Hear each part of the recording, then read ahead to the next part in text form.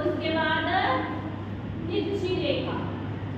तिरछी रेखा जिसे कहते हैं ऐसे, जो टेढ़ी वाली होती है। जैसे बारिश हो रही हो, ऐसे टेढ़ी बारिश हो रही हो तो इसे क्या कहते हैं?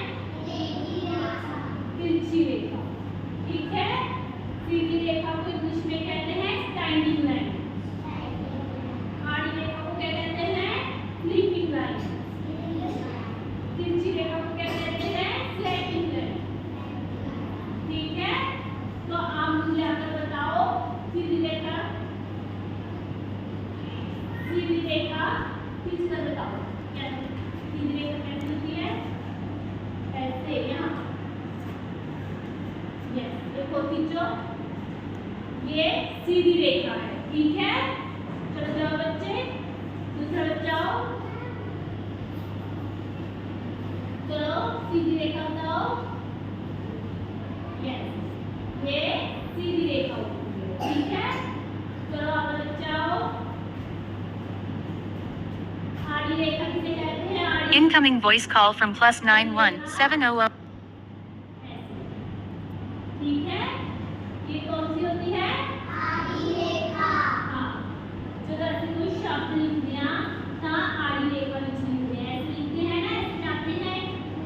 जैसे लिखते हैं ए तो बाद बी, तो ये आड़ी रेखा में जाता है। ठीक है। अगला बच्चा आओ। तिरछी रेखा। तिरछी रेखा होती है टेढ़ी। Incoming voice call from ठीक है, ये है टेढ़ी रेखा। हाँ, इसका इस्तेमाल हम कब करते हैं?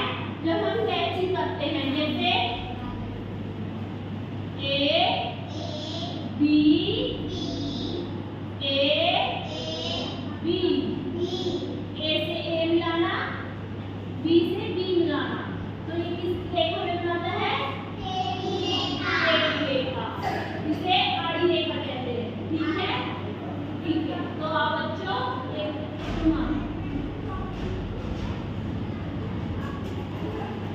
मुझे बताओ, सीधी रेखा कौन सी होती है?